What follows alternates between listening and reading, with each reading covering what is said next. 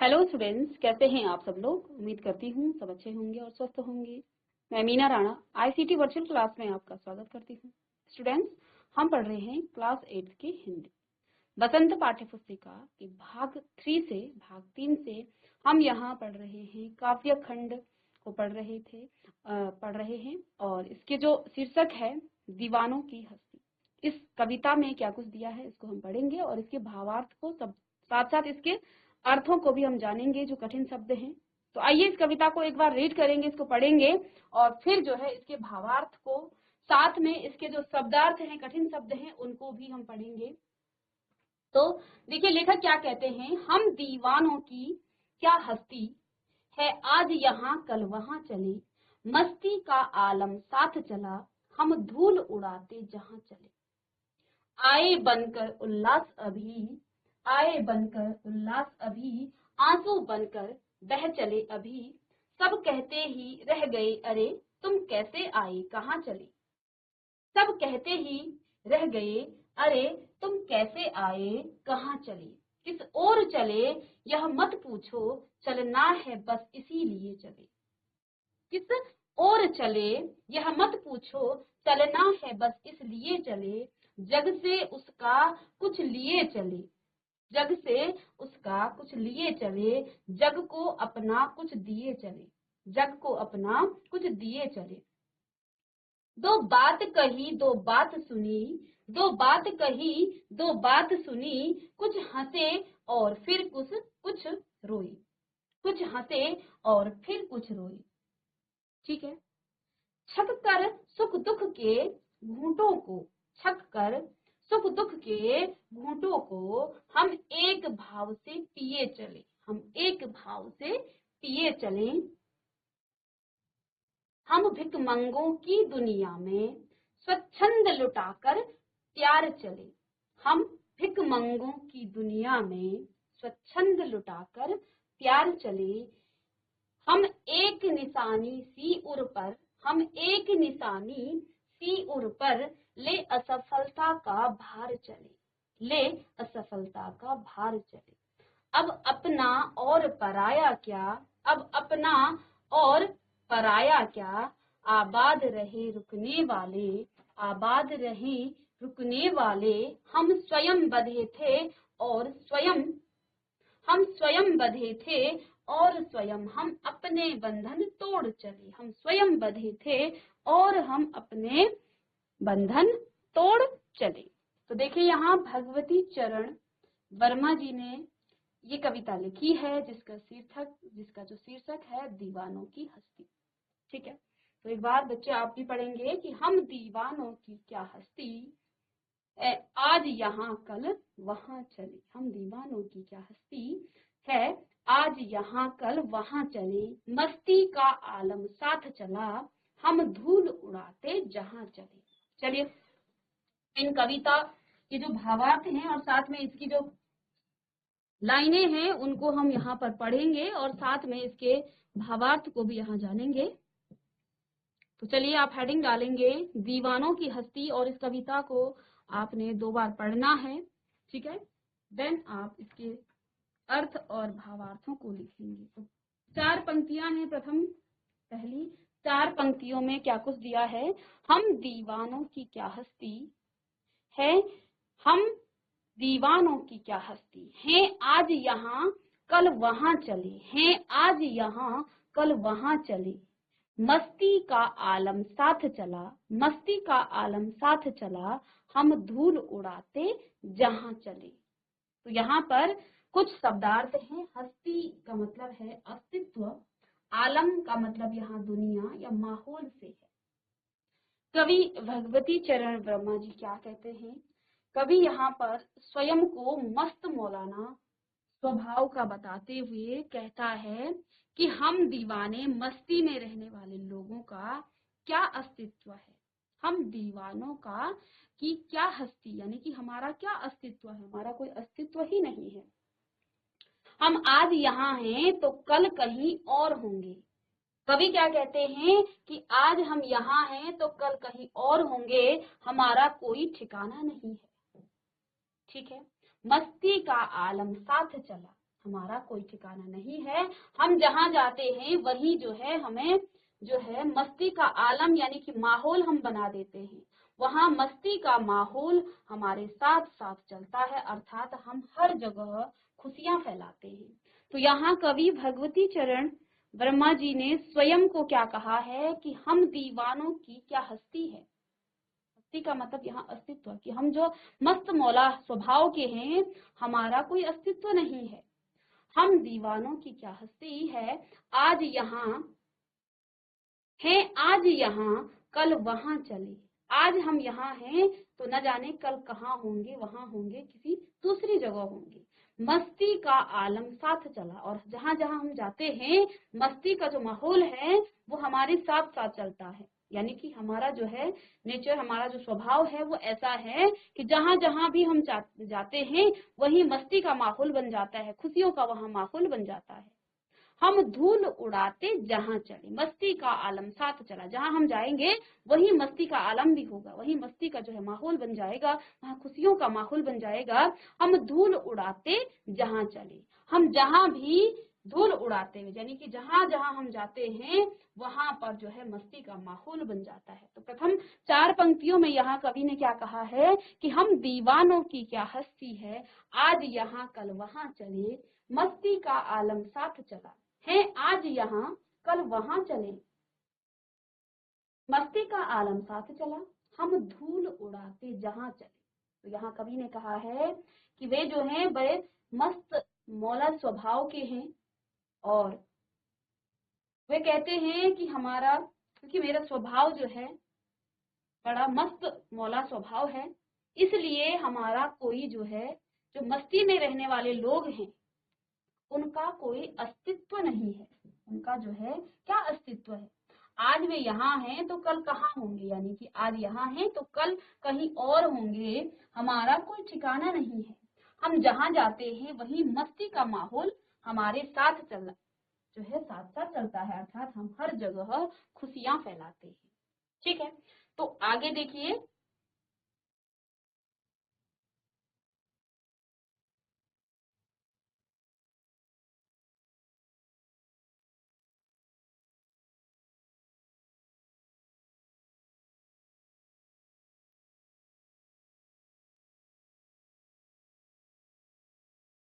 चलिए इसे आप नोट करें।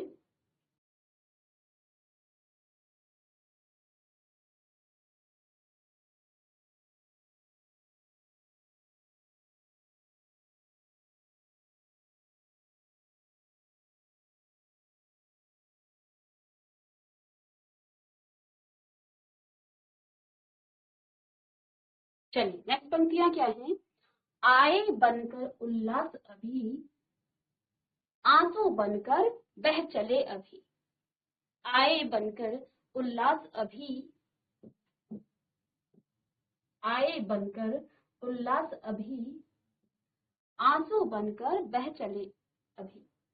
सब कहते ही रह गए, अरे तुम कैसे आए, कहाँ चले। सब कहते ही आए, अरे तुम कैसे आए, कहाँ चले।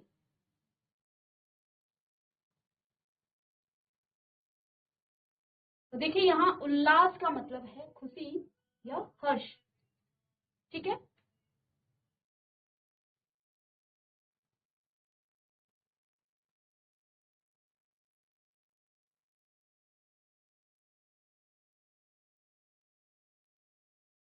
देखिए इन पंक्तियों में कवि ने कहा है कि दीवाने जो हैं,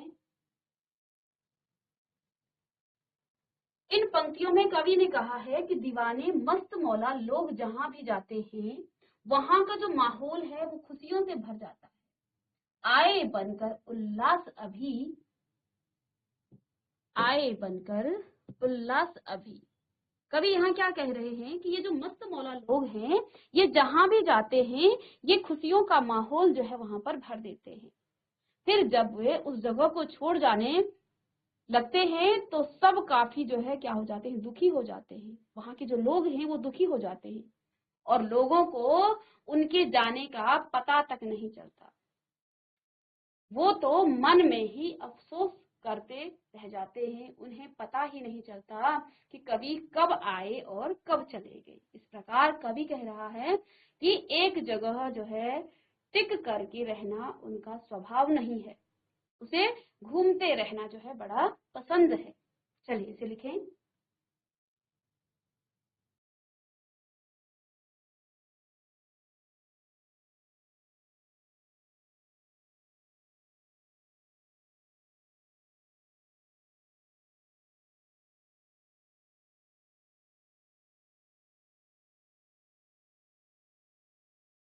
चलिए, तो यहाँ पर कवि ने क्या कहा है कि इन पंक्ति में कवि कहते हैं कि आए बनकर उल्लास अभी, आंसू बनकर बह चले अभी, सब कहते ही रह गए अरे तुम कैसे आए कहाँ चले। सब कहते ही आए रह गए अरे।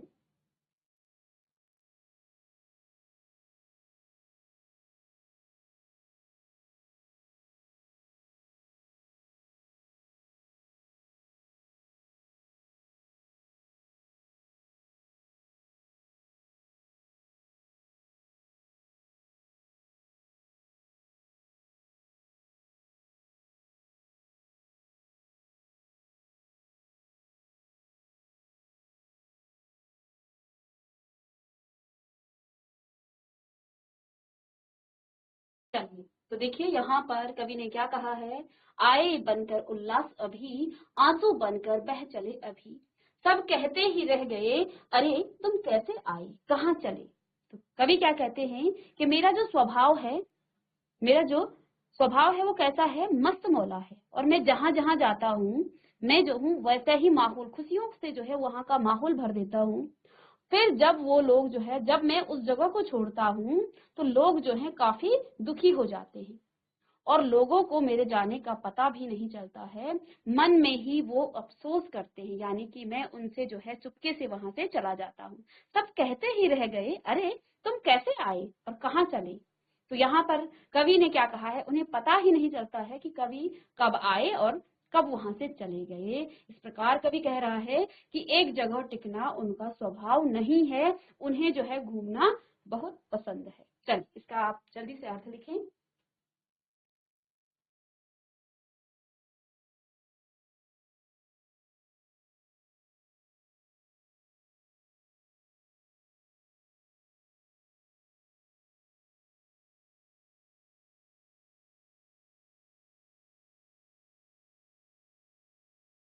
चलिए नेक्स्ट देखिए,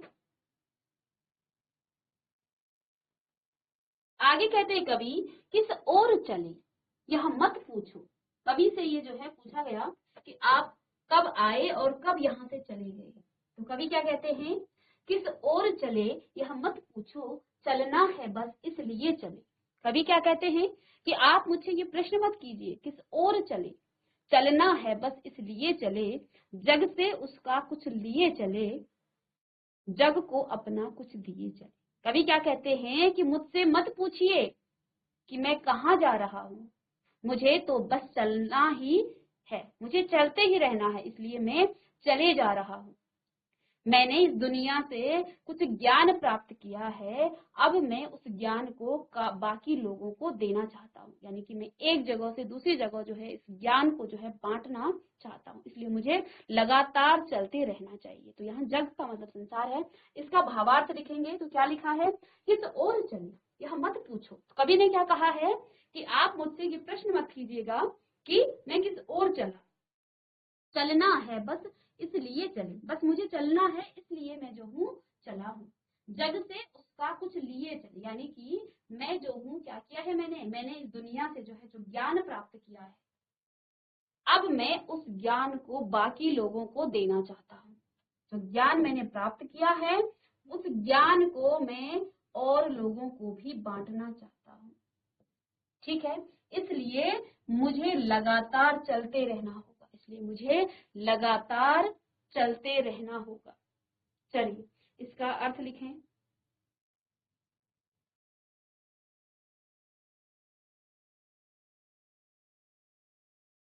ठीक है, अब देखिए नेक्स्ट।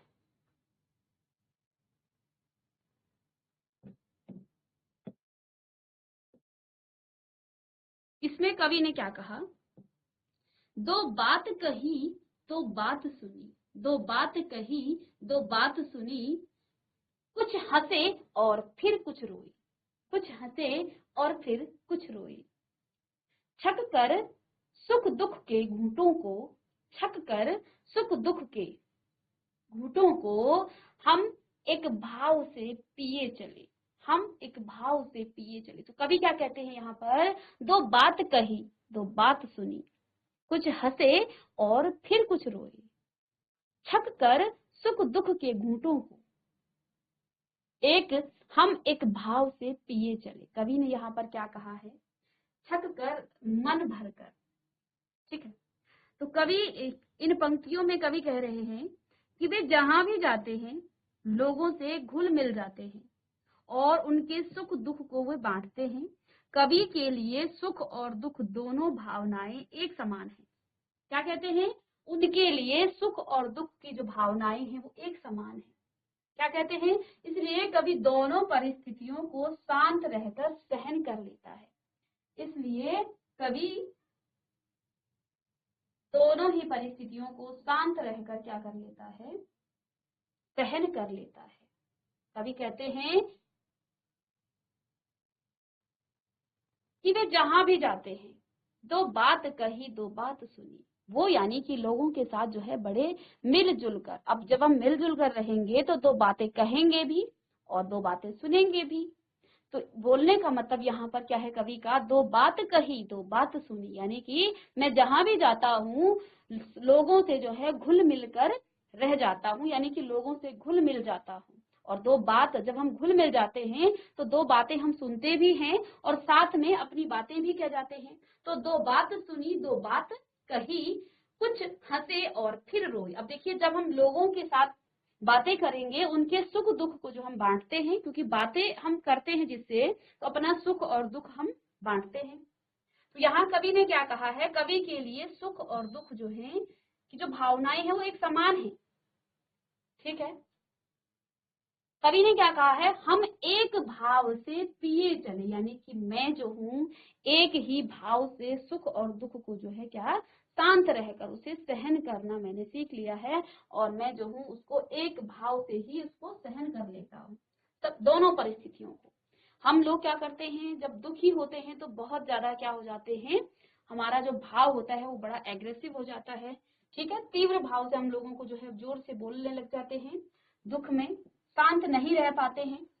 तो कवि कहते हैं कि मैं जो हूँ सुख और दुख दोनों परिस्थितियों में जो हूँ शांत रहकर सहन कर लेता हूँ। दो बात कही दो बात सुनी, कुछ हंसे और फिर रोई। और जब हम किसी से दो बातें करते हैं, उनकी बातें सुनते हैं, फिर जो है हम हंसते भी हैं और रोते भी हैं और साथ में उनका दुख और सुख दोनों ही हम क्या करते हैं, आपस में बांटते हैं। हम एक भाव से पिए चले।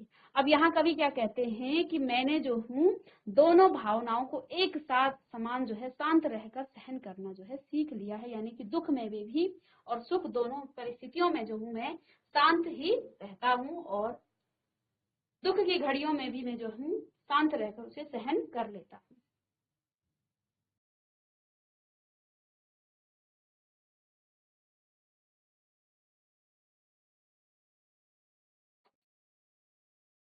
आगे देखिए कवि ने क्या कहा है, आगे कहते हैं पंक्ति में, हम भिख मंगों की दुनिया में, हम भिख मंगों की दुनिया में स्वच्छंद लुटाकर प्यार चले, हम एक निशानी सी उर पर ले असफलता का भार चले। कवि ने क्या कहा है, हम भिख मंगों की दुनिया में स्वच्छंद लुटाकर प्यार चले, हम एक निशानी सी उर पर ले असफलता का भार चले। स्वच्छंद का मतलब यहाँ है अपनी इच्छा के अनुसार चलने वाला, और हृदय को कहते हैं, ठीक है। अब यहाँ कवि ने क्या कहा है, इन पंक्तियों में कवि कहता है कि इस स्वार्थी दुनिया में लोग भिख मंगों की तरह सबसे कुछ ना कुछ मांगते ही रहते हैं, मगर कवि स्वार्थी नहीं है, इसलिए उसकी स्वार्थी दुनिया पर उसने जो है स्वार्थी दुनिया पर बिना किसी शर्त के अपना अनमोल प्यार लुटाया है। क्या कहते हैं, इन पंक्तियों में कवि कहता है कि स्वार्थी दुनिया में लोग भिखमंगों की तरह सबसे कुछ न कुछ मांगते रहते हैं। हम भिखमंगों की दुनिया में स्वच्छंद लुटाकर प्यार चले, यानी कि अपनी इच्छा के अनुसार चलने वाला। स्वच्छंद का मतलब अपनी इच्छा के अनुसार चलने वाला क्या कह रहा है कवि कि भिखमंगों की तरह सबसे कुछ न कुछ मांगते रहते हैं, मगर कभी स्वार्थी नहीं है, इसलिए उसने स्वार्थी दुनिया पर बिना किसी शर्त के अपना प्यार, अपना जो है अनमोल प्यार लुटाया है। ठीक है, हम एक निशानी सी उर पर ले असफलता का भार चले। कवि कहते हैं कवि को जीवन में काफी बार असफलता का जो है स्वाद चखना पड़ा, यानी कि उनको असफलता का सामना करना पड़ा, लेकिन इसका दोष उसने कभी किसी दूसरे पर नहीं डाला। इस तरह कवि ने स्वार्थी दुनिया को भरपूर प्यार जो है दिया और अपनी हार का भार हमेशा स्वयं ही उठाया है। चलिए इसे लिखें। तो यहाँ पर हम भिखमंगों की दुनिया में स्वच्छंद लुटाकर प्यार चले। कवि कहते हैं कि ये दुनिया जो है भिखमंगी है, यानी कि दुनिया हर किसी से अपना स्वार्थ ही हमें जो है कुछ न कुछ हम मांगते रहते हैं, यानी कि हम किसी का कुछ काम कर रहे हैं उसमें हमारा निजी स्वार्थ रहता है। लेकिन कवि कहते हैं कि उन्होंने इस स्वार्थी दुनिया पर भी बिना किसी शर्त के अपना अनमोल प्यार उस पर लुटाया है। ठीक है, आगे कवि को जीवन में काफी बार असफलताएं भी देखनी पड़ी, लेकिन उन्होंने उसका दोष जो है किसी दूसरे पर न डाला। इस तरह कवि ने स्वार्थी दुनिया को जो है क्या किया है, भरपूर प्यार दिया। क्या कहते हैं, मुझे असफलता मिली, और हम असफलता का जो दोष है वो दूसरे पर दोषारोपण करते हैं कि उसकी वजह से मैं असफल हुआ, उसने ऐसा किया इसलिए मैं असफल हुआ। तो कवि कहते हैं कई बार मुझे भी असफलताओं का सामना करना पड़ा, लेकिन मैंने उन असफलताओं का दोष जो है किसी दूसरे को नहीं दिया और दुनिया पर जो है, स्वार्थी दुनिया पर अपना जो है प्यार लुटाया है। ठीक है, और मैंने अपनी हार का, अपनी असफलता का जो भार है वो हमेशा स्वयं ही उसको उठाया है, किसी और पर मैंने इसका दोषारोपण नहीं किया है। जो कि हम लोग क्या करते हैं, हम अपनी असफलता का दोष किसी दूसरे पर देते हैं, किसी दूसरे को जो है उसका दोषी मानते हैं। तो यहाँ कवि ने क्या कहा है, हम भिखमंगों की दुनिया में स्वच्छंद लुटाकर प्यार चले, हम एक निशानी सी उर पर ले असफलता का भार चले। यहाँ कवि ने कहा है कि दुनिया जो है भिखमंगों की तरह मांगती रहती है, और इस स्वार्थी दुनिया पर जो है कवि ने जो है अपना अनमोल समय जो है अपनी इच्छा के अनुसार जो है उन पर अपना प्यार लुटाया है। हम एक निशानी सी उर पर ले असफलता का भार चले। कवि कहते हैं कि मुझे जीवन में कई बार असफलताओं का सामना भी करना पड़ा, लेकिन मैंने अपनी असफलताओं का जो भार है, असफलताओं का जो दोष है वो स्वयं को दिया, दूसरे को कभी नहीं दिया। और अपनी हार का जो भार है, यानी कि असफलता का जो श्रेय है वो स्वयं को ही दिया, किसी दूसरे को नहीं दिया है। तो इसे लिखें आप। चलिए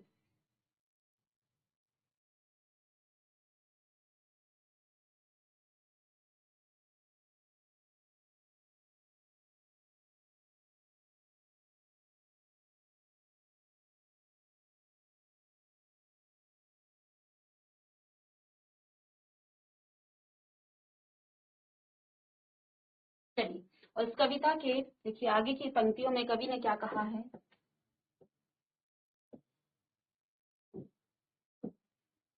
अब अपना और पराया क्या, आबाद रहे रुकने वाले।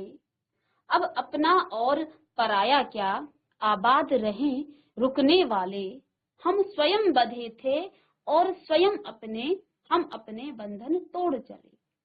कवि कहते हैं अब अपना और पराया क्या, आबाद रहे रुकने वाले। हम स्वयं बंधे थे और स्वयं हम अपने बंधन तोड़ चले। कवि क्या कहते हैं इन पंक्तियों में, यहाँ पर देखिए कोई ऐसा शब्द नहीं है जिसका अर्थ आपको बताना पड़े कि अब उनके लिए दुनिया में कोई भी अपना और पराया नहीं है। जो लोग एक मंजिल पाकर वहीं ठहर जाते हैं या ठहर जाना चाहते हैं, उन्हें कवि ने सुखी और आबाद रहने का आशीर्वाद दिया है। मगर कवि खुद को एक जगह बांध कर नहीं रहना चाहता है।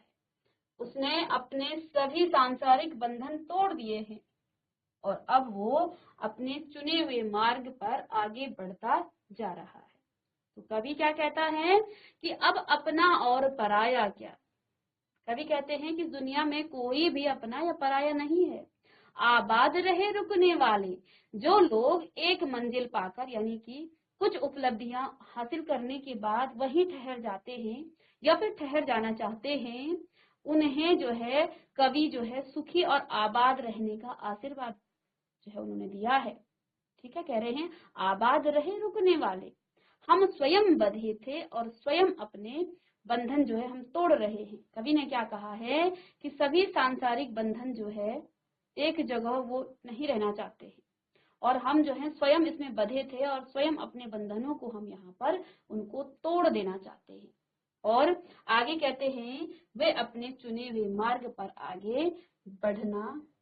आगे जो है बढ़ता जा रहा है। यानी कि कवि जो है क्या है,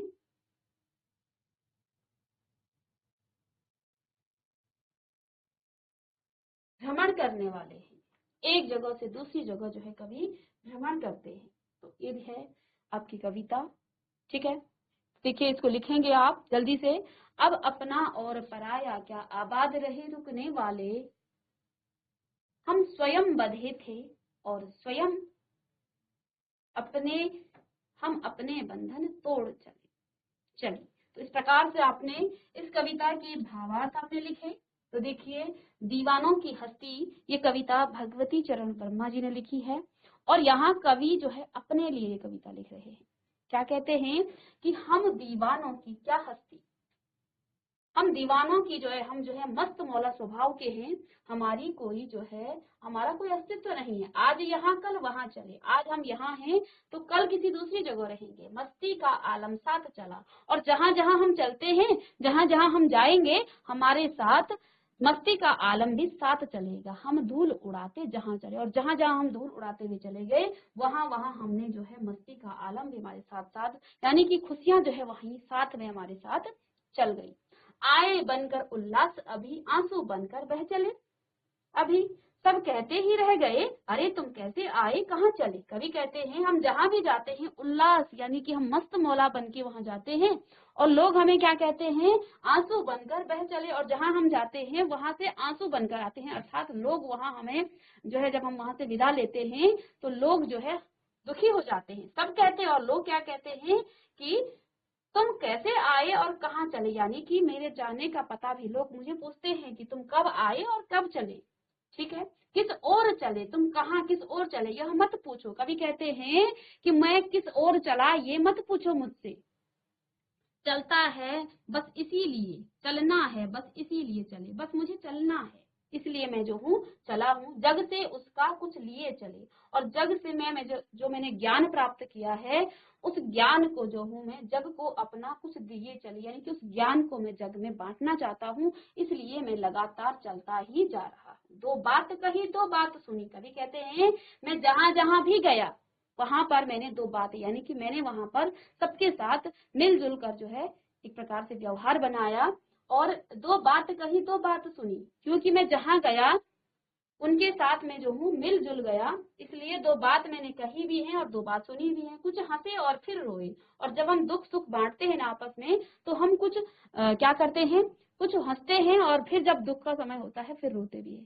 छक कर सुख दुख के घूंटों को, छक कर यानी कि मन भर करके, सुख दुख के घूंटों को हम एक भाव से पिए चले, यानी कि सुख और दुख के भावों को हम जो है एक साथ, यानी कि एक समान जो है हम उसको पिए चले। हम भिकमंगों की दुनिया में स्वच्छंद लुटाकर प्यार चले। कवि कहते हैं ये दुनिया तो भिकमंगी है, सबसे मांगती फिरती रहती है। इस स्वार्थी दुनिया पर भी मैंने जो हूँ बिल्कुल निस्वार्थ भाव से जो है अपना प्यार उस पर लुटाया है। हम एक निशानी सी उन पर ले असफलता का भार चले। कभी कहते हैं कि मुझे जीवन में कई बार जो है असफलताओं का सामना करना पड़ा, लेकिन मैंने उसका भार किसी और पर नहीं थोपा, बल्कि स्वयं ही उसका भार उठाया है। उस असफलता का भार जो है मैंने स्वयं ही उसको जो है उठाया है। अब अपना और पराया क्या, कवि कहते हैं जग में अपना और पराया कुछ नहीं है, आबाद रहे रुकने वाले। जिनको इस बात से संतुष्टि हो जाती है कि मुझे एक सफलता मिल गई है, बस वहीं पर वो ठहर जाता है, उनके लिए कवि जो है यहाँ आशीर्वाद दे रहे हैं। हम स्वयं बंधे थे और स्वयं हम अपने बंधन तोड़ चले, यानी कि हम जो है स्वतंत्र रहना चाहता हूँ मैं, इसलिए मैंने स्वयं जो हूँ मैं अपने बंधनों को तोड़ दिया है। तो इस प्रकार से यहाँ पर कवि ने ये कविता कही है और ये कविता के भाव हैं, भगवती चरण ब्रह्मा जी ने ये लिखी है। और कल की क्लास में इसका हम एक बार सारांश पढ़ेंगे और उसके प्रश्न उत्तर हम करेंगे। तो मिलते हैं नेक्स्ट लेक्चर में, तब तक के लिए thank you and have a nice day.